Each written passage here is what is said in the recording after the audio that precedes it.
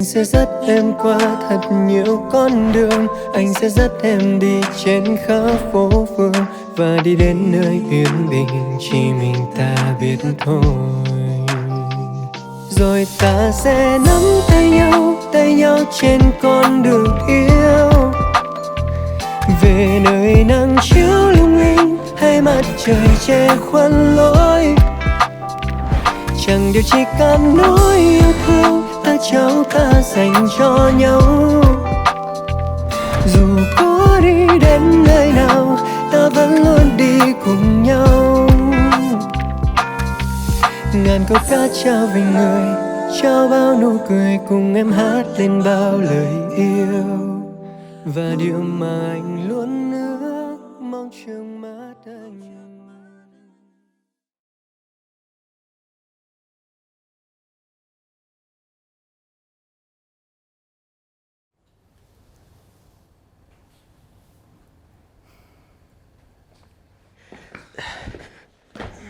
Cẩn thận Báo. Báo. Chị Duy.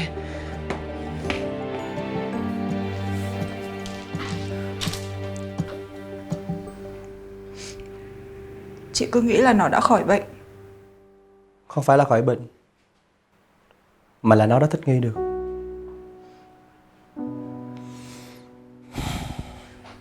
Cậu ta ở đâu? Chị muốn gặp để nói chuyện. Chị tính làm gì? Chị định tách Đình Huy ra khỏi thằng Bảo hả?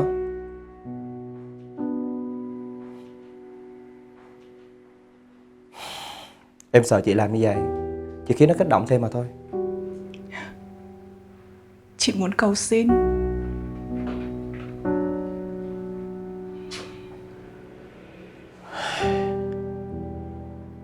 Người có thể cứu được nó lúc này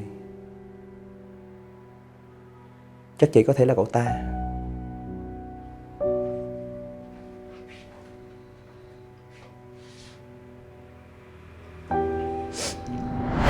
Mày lấy cái tay ra coi.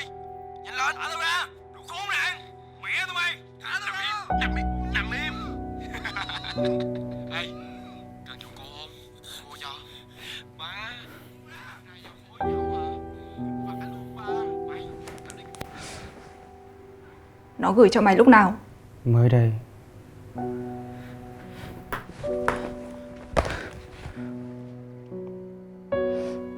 Đi xuống ăn cơm đi, để vụ này tao giải quyết cho. Nghe thấy không? Đi xuống ăn cơm. Em không ăn. Không ăn để cho chết à? Đi xuống ăn cơm. Báo, đứng dậy.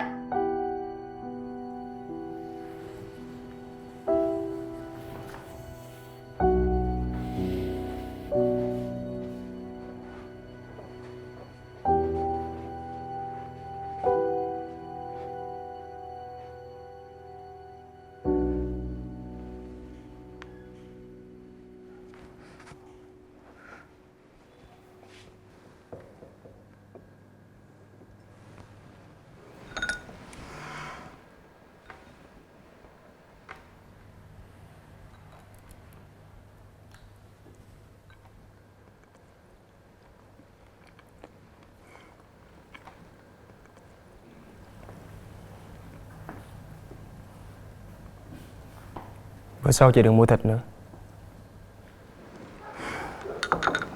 Mày không chịu ăn thịt, cơ thể thiếu chất làm sao mà sống được. Em nói đừng mua thịt nữa. Thế mày định chuyển sang ăn chay đấy à? Ăn gì cũng được, miễn không phải là thịt.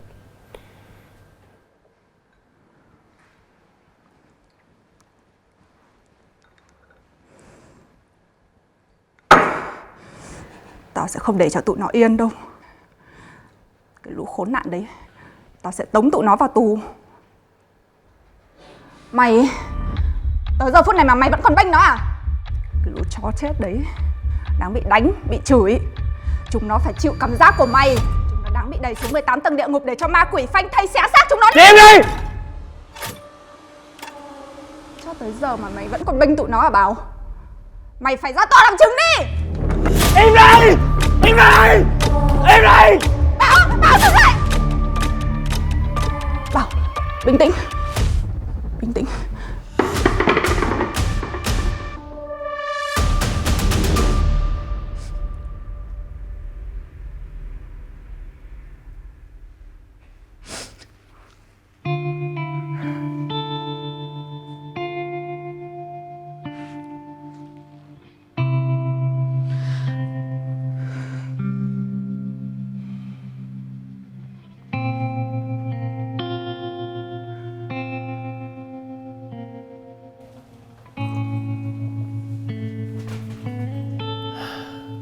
Mình không ngờ bệnh tình của nó lại nặng như vậy.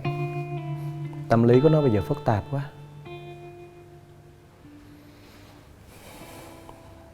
Nếu như mà là 5 năm trước á thì mình còn có thể giúp được nó. Còn bây giờ chắc chỉ có mỗi Đình Huy.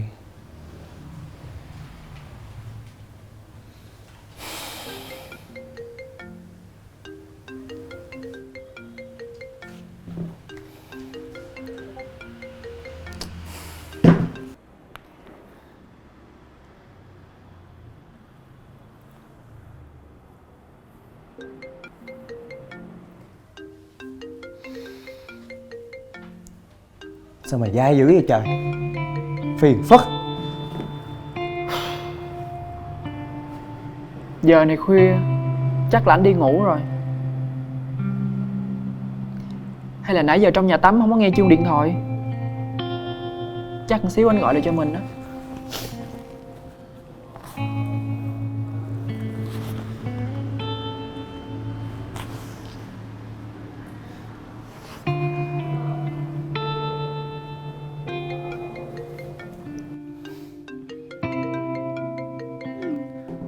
Anh nghe nè bé. Dạ em nè. Anh biết mà. Anh quay mặt qua xíu cho em nhìn mặt anh được không? Mặt anh xấu lắm. Có gì đâu, là người yêu với nhau mà có gì mà ngại. Dạ. Vậy thôi em về. Sao lại về nhà ngủ? Chứ nãy giờ em ở đâu? Nãy giờ em làm bài tập nhóm với bạn ở trong trường á. Vậy em về nha. Anh ngủ ngon.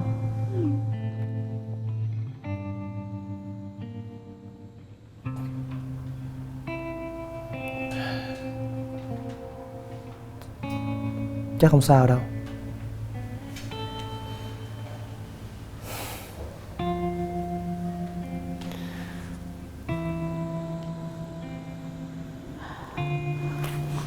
Anh không thương mình thì biết sao giờ. Anh Lâm với anh Bảo quen nhau cũng đã lâu rồi. Không quan tâm mình thì cũng đúng thôi. Không thương thì thôi. Mình cũng không gán níu kéo người không thương mình chi.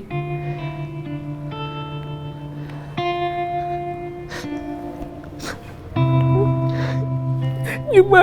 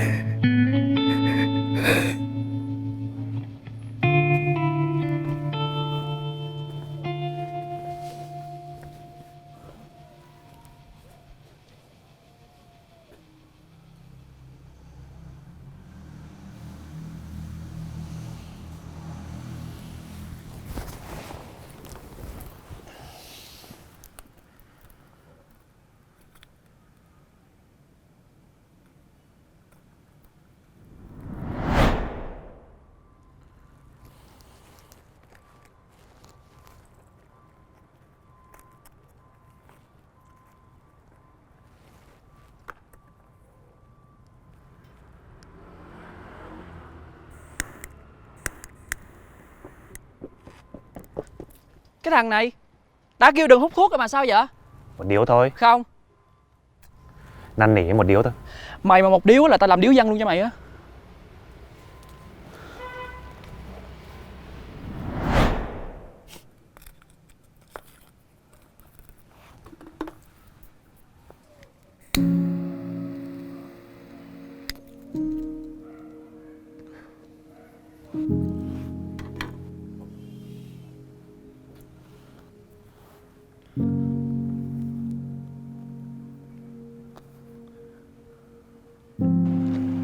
Vậy em có tình cảm với anh không?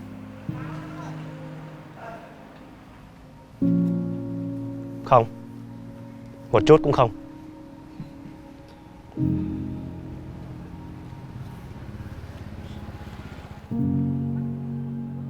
Vậy tại sao hôm đó em đáp lại anh? Vì tôi thích môi anh.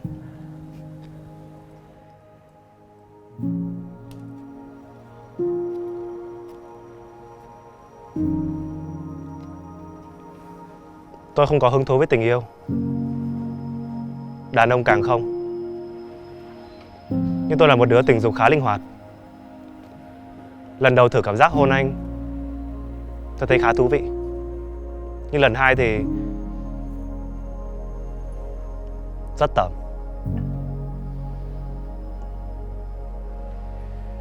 Nhưng tôi có lời khen cho khả năng hôn của anh đấy. Đừng nói nữa. Tôi đã nói với anh rồi, tôi không phải là gay. Đừng cố tán tôi làm gì. Im đi. Anh càng cố gắng theo đuổi tôi thì tôi càng cảm thấy sợ với những hành động của anh. Và có cảm giác anh như mấy tên biến thái. Tao nói mày im đi.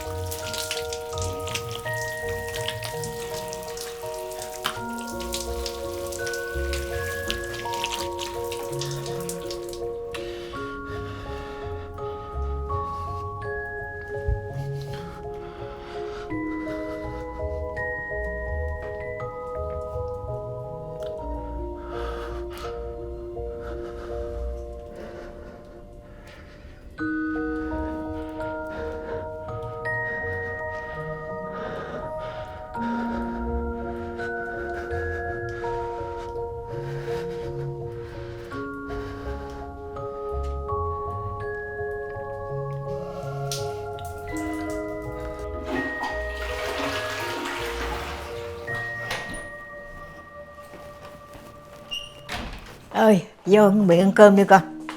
Dạ. Đây, đây. Thơm quá.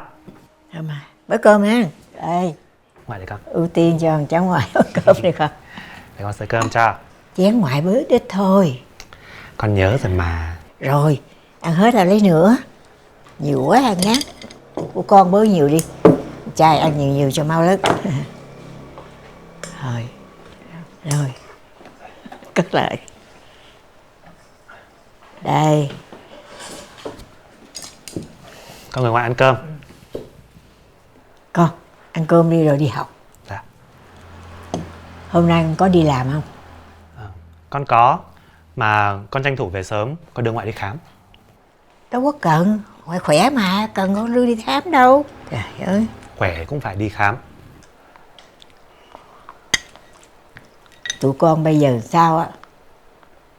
Cái lâu lâu mẹ nghe mấy cái bà hàng xóm nói á, là có mấy đứa tự tử mà nó ở tầm tuổi con không à.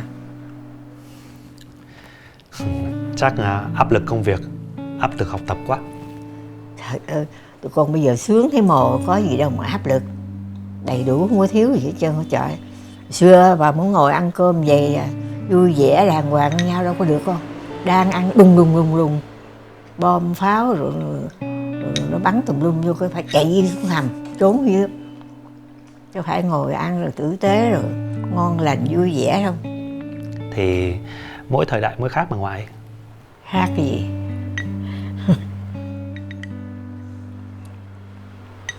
Con có biết mấy bà hàng xóm mà nói nhau hả?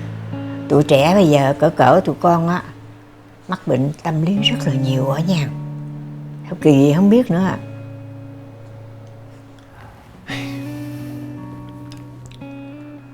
Gì thở ra hoài vậy? Ai chứ không phải cháu ngoại. Ngoại yên tâm. Con á, tinh thần ổn định lắm. Con này, tinh thần thép đấy. Ừ, giỏi quá ha. Ráng giữ tinh thần thép đó nghe Hoàng Hôn. Cháu bà giỏi quá, ráng giữ nha con. Ừ.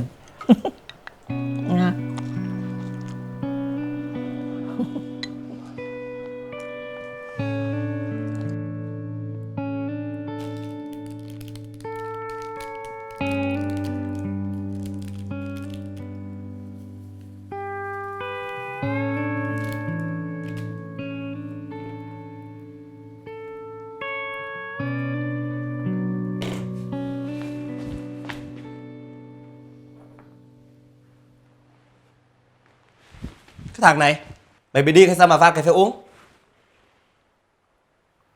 Đừng có tự hành hạ bản thân mình như vậy nha.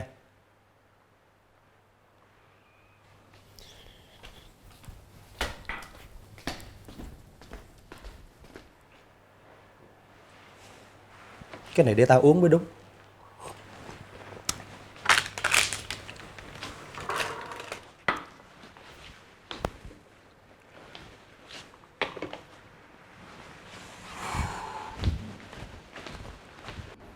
Tao nghe mấy bà hàng xóm mà nói á, họ cứ nói nhau con. Bảo à, giờ thanh niên á, nó bị bệnh tâm lý nhiều lắm chứ không phải ít đâu nha. Cái thời bữa này không biết là làm sao á. Rồi cứ vài ba bữa ngoại cứ nghe mấy bà kia nói á, là có mấy đứa tự tử mà nó ở tầm tuổi con không à.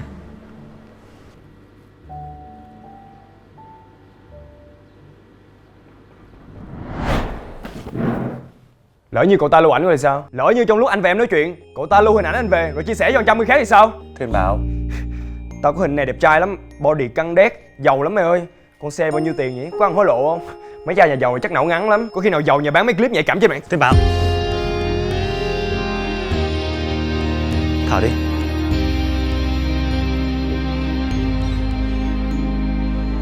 Nhìn tôi này. Hít vào. Thở ra.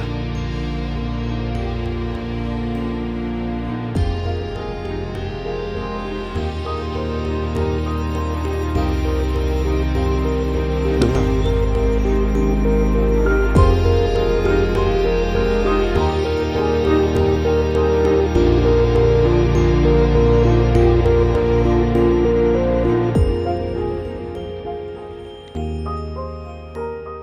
Tự nhiên anh nổi khùng lên cái gì chứ? Tôi xin phép ra ngoài.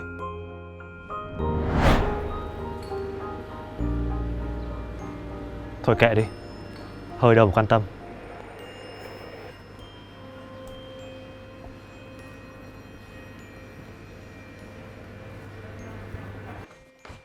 đại ca à, tao lấy thuốc và sữa cho mày nè. Uống đi. Ai mà tới sớm vậy ta?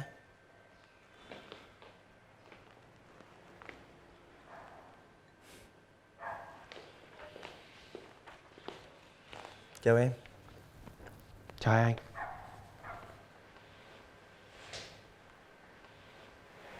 Bình tĩnh. Mất giá hết bây giờ. Anh tưởng hôm nay anh đi học. Em tới gặp hai anh nói chuyện một chút rồi em đi ngay. Ừ.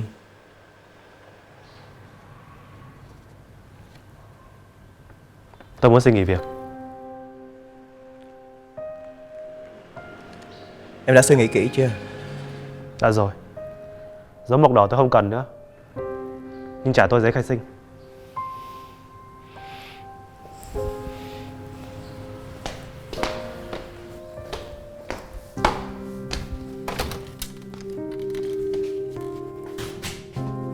Chắc sếp đi lấy giấy khai sinh cho em đó. Em đợi tí nha.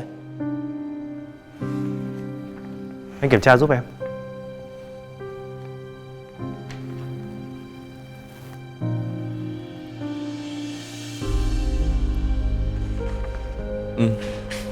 Ok, anh nhận rồi.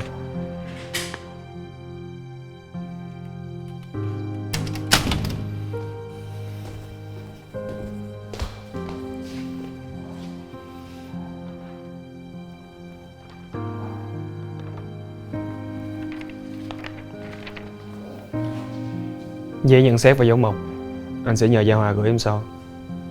Tôi chưa làm được gì, thành tựu cũng không, nên dấu mộc đỏ không cần nữa. À, còn nữa.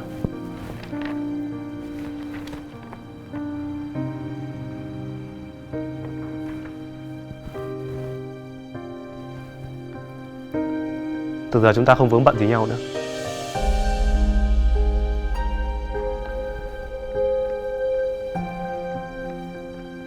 Chào anh.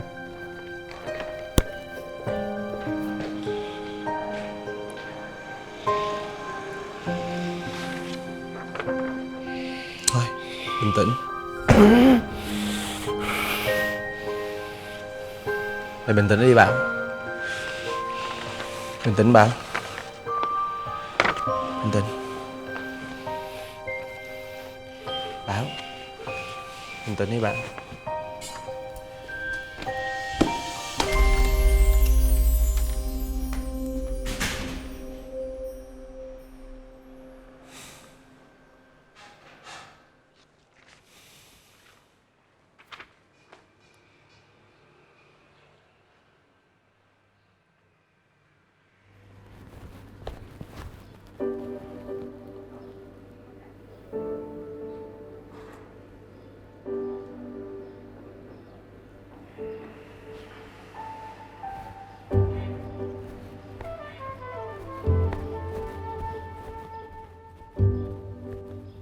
Chúng ta sẽ chiếu trên màn hình sự chuyển động của ngôi sao và hành tinh.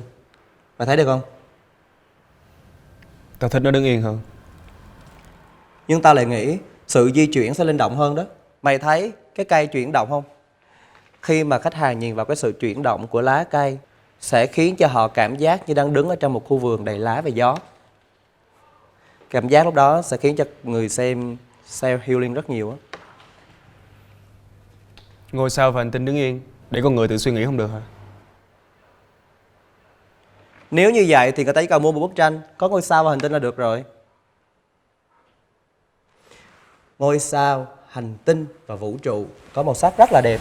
Nếu như mà chúng ta biết tận dụng cái điều đó, có thể tạo thành một không gian đa chiều, kết hợp thêm với việc để các khối hành tinh trên tường, đồng thời tạo ra một hệ vũ trụ đang chuyển động dưới chân khách hàng. Mày thấy sao? Hoặc ít nhất chỉ cần đặt một cái ống nhòm thôi, khiến cho trải nghiệm khách hàng sẽ được tinh tế và thú vị hơn. Chỉ có bấy nhiêu đó thôi á, mà mày băn khoăn cả mấy năm nay vẫn chưa làm được.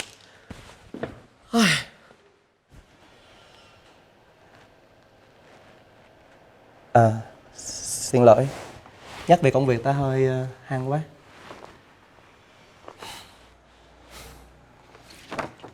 Thôi, hôm nay mình bàn việc này tới đây thôi. Bây giờ quặt việc công ty đi. Mấy cái file hôm trước tao gửi cho mày á, mày đã xem chưa? Sao tao thấy nó y chang như cũ vậy?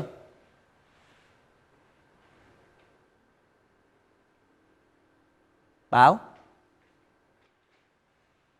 Bảo.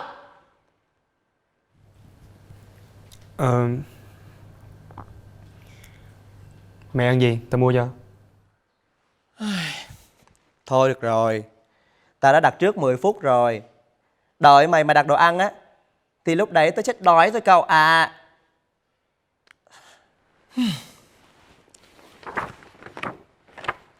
Hay là như vậy, thay vì ở đây ngồi vẽ vời không tập trung được gì hết, thì mày đi ra ngoài á, giải quyết cái đống suy nghĩ đang vướng bận trong đầu của mày đi.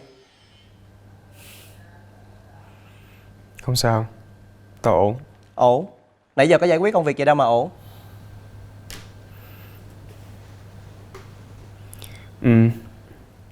Vậy thôi, hôm nay nghỉ một hôm đi. Đội ơn bạn. Nhớ người yêu lắm mà chứ gì. Người yêu? Gia Hòa, cũng 2-3 hôm rồi tao chưa gặp em ấy, cũng thấy hơi nhớ nhớ.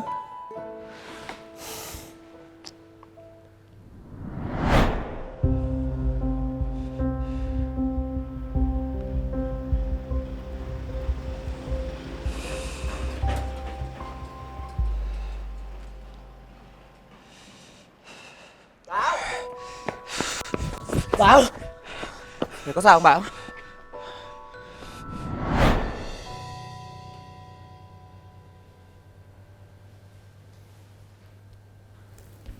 Lâm. Sao mày biết tao ở đó mà tới?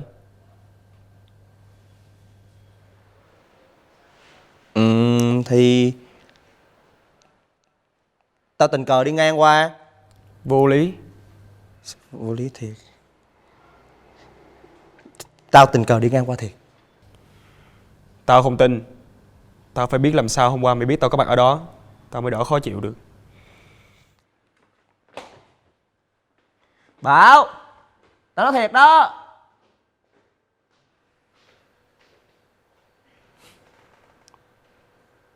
Thế nào cũng đi qua đó cho mà coi.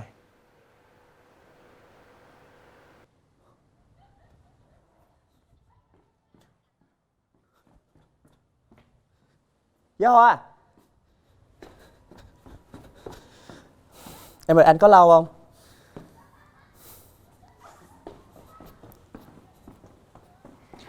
Sao nay anh với anh Bảo có chuyện gì mà không lên công ty vậy? À, thằng Bảo nó bị ốm, để nó ở nhà một mình anh không có an tâm, cho nên là bây giờ anh mới lên công ty nè. Tình hình công ty ổn không em? Hồi lúc trưa em lên công ty á, thì có hai chị đang đánh nhau. Thiệt hả? Không, em nói giỡn á. Làm anh hết hồn cũng mà. Người gì mà yếu bóng vía quá trời à. À, Anh đói bụng quá, hay mình đi ăn đi. Em muốn ăn gì? Sashimi? đồ Hàn Quốc đi. Cũng được. Vậy thì Busan hay là Doki? À, tự nhiên nhắc tới Doki lại nhớ, hồi trước anh với thằng Bảo đi ăn ở đó, em không biết đâu, cái nết nó ăn sang gần chết. Người gì đâu mà ăn chậm, nhai kỹ, cắn từng miếng, xong cuối cùng bị lố giờ. Anh với nó bị phạt 10 mấy %. Hồi đó anh với nó vác nguyên bộ vest, xong ai cũng dòm. Mà cái style của nó phối đồ cũng mắc cười nữa. Bây giờ chắc là anh vẫn cười quá.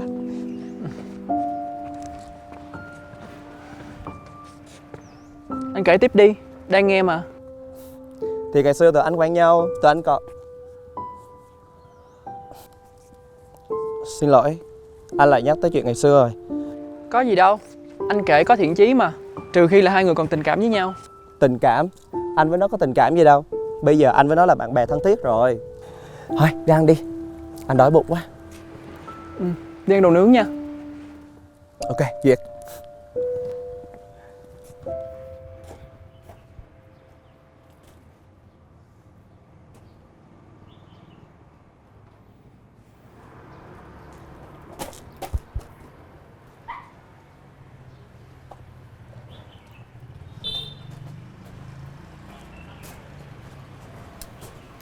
Em gửi chị nước.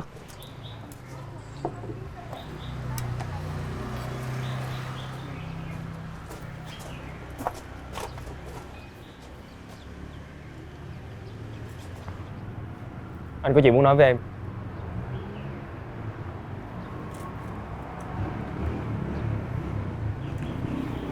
Biết vì sao dầu và nước không hòa tan được vào với nhau không? Vì chúng không tương thích. Dầu có cấu trúc phân tử không phân cực. Khi bỏ vào nước, nó sẽ nổi lên trên bề mặt. Dầu nổi lên trên bề mặt, còn nước thì mãi chìm ở dưới. Tôi và anh không hòa hợp với tất cả mọi thứ, thế nên đừng tìm tôi nữa.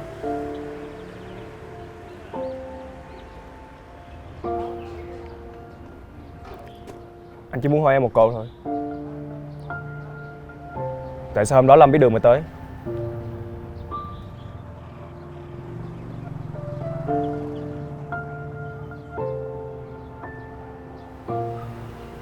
Tôi không muốn có ám ạ.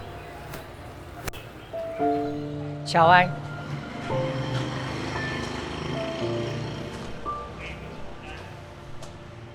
Anh nhớ em là ai không?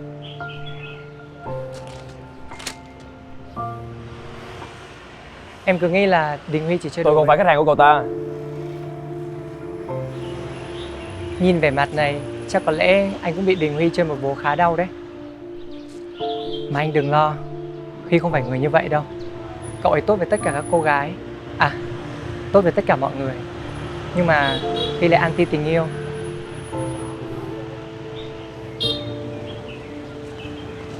Anh cần em chuyển lời giúp gì thì cứ nói nha. Tôi không cần. Cảm ơn cậu. Anh đi về à? Anh đi cẩn thận nhá.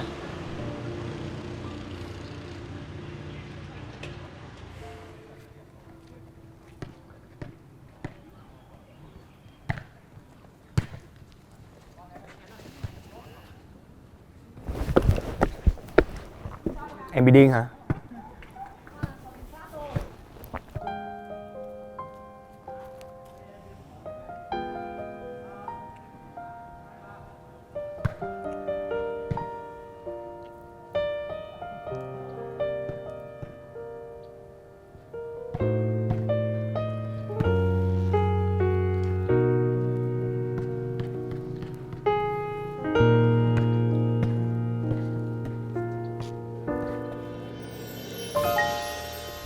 Tình yêu là gì em có biết không hỡi người?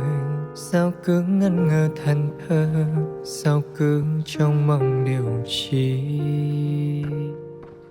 Yêu là khi ta biết thương nhau, chẳng mong cầu điều chi ở nơi đâu. Chỉ biết rằng là yêu thế thôi. Tại sao không thật lòng, sao cứ trong mong cô thích đời thật? Sao chẳng Em cảm ơn. cho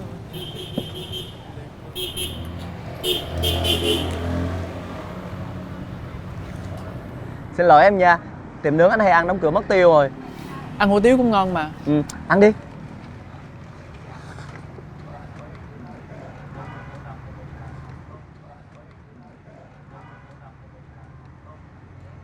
Em không ăn được giá hả? Giống thằng Bảo nè.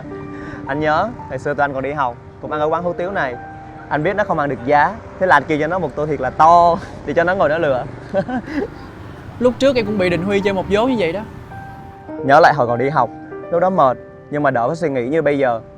Em đó, bây giờ còn nhiều thời gian nên nghỉ ngơi, đi chơi với bạn bè đi. Rủ mấy đứa đi leo núi, cắm trại.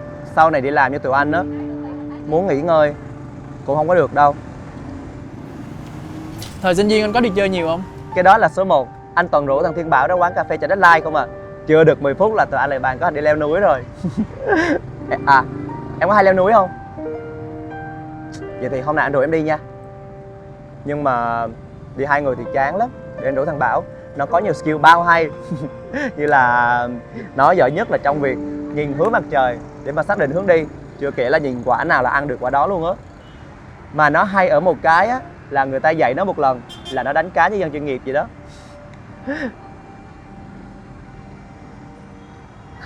À, nãy giờ anh toàn kể với mình không à? Hay là em kể với mình đi? Em bình thường, không có gì để kể hết đó. Mà xoay quanh thời đại học của anh đều có sự xuất hiện của Thiên Bảo ha. Bây giờ hai người đi làm vẫn giúp đỡ nhau. Những cái sự kiện quan trọng nhất của cuộc đời anh đều có sự xuất hiện của Thiên Bảo.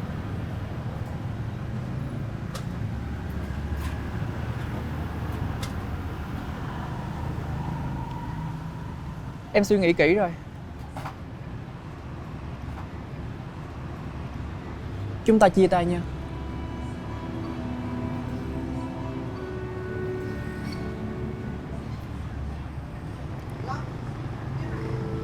Em luôn cố gắng để bước vào cuộc sống của anh,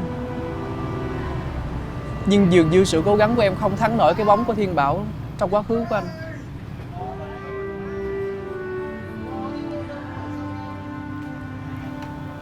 Rất nhiều người thường đem lòng yêu một người nào đó, nhưng họ không bao giờ có được. Chính vì không có được cho nên người ta mới yêu. Hà Lâm, mỗi người sinh ra đều có một cá thể riêng biệt. Em cũng vậy. Vậy em không muốn mình bị so sánh với bất kỳ một người nào hết.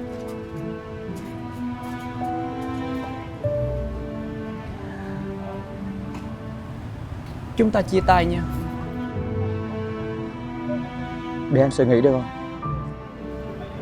Anh quyết định liền đi.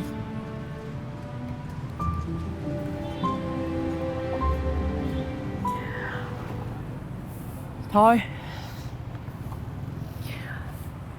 chia tay rồi á thì chầu này anh nhớ trả cho em nha.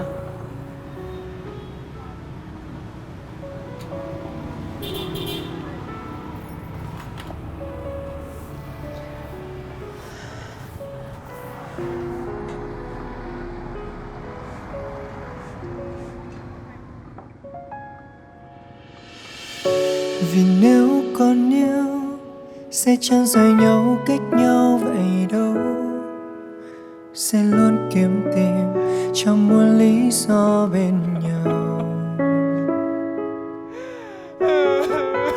Vì nếu còn yêu ta không đành nhau, thấy nhau phải đau khổ, phải khóc nhiều, phải đớn đau, phải chia xa. Nếu một ngày mai em thấy anh trên đường, xin em hãy một lần đưa ánh mắt thân quen về nơi phía anh. Vì bên em vẫn có anh kề, vẫn luôn nhìn theo bàn chân em bước. Anh không để em chịu đau đớn, than xác linh hồn. Tình yêu anh giữ trong tim lúc này, dừng xây được cả biển trời rộng lớn, nhưng không thể xây được hình dung anh ở trong trái tim em. Giờ mai giông tố mây đen kéo về, cuốn em của anh ra mất anh thôi. Tình yêu mà anh vun đắp em say gió sầu.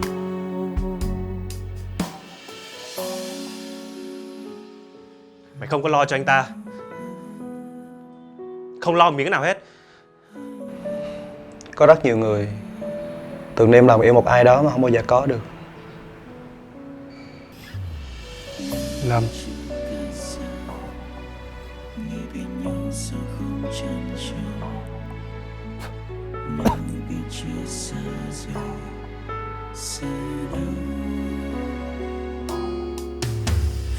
Nếu một ngày khi anh thấy em sáng ngời, nghe nở nụ cười mà những lúc bên nhau anh luôn ước ao. Vì anh không mang đến những yên bình, thế nên gửi trao về cho em với người em sánh vai kề. Anh chỉ muốn em luôn bình yên. Tình yêu anh giữ trong tim lúc này, dừng xây được cả biển trời rộng lớn, nhưng không thể xây được hình dung anh ở trong trái tim em. Giờ mai giông tố mây đen kéo về, cuốn em của anh ra mất anh thôi. Tình yêu mà anh vun đắp em say gió sầu. Dẫu đã cách xa nhau, mỗi người mỗi một riêng khoảng trời, anh chẳng mong xa vời, chỉ mong em bình yên mãi mãi.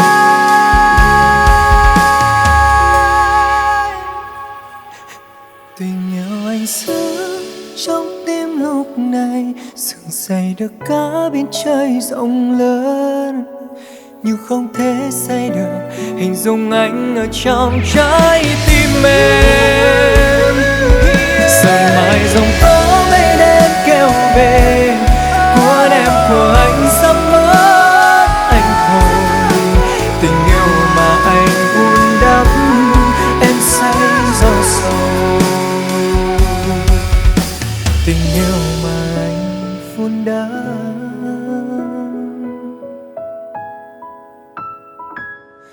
chỉ mình anh.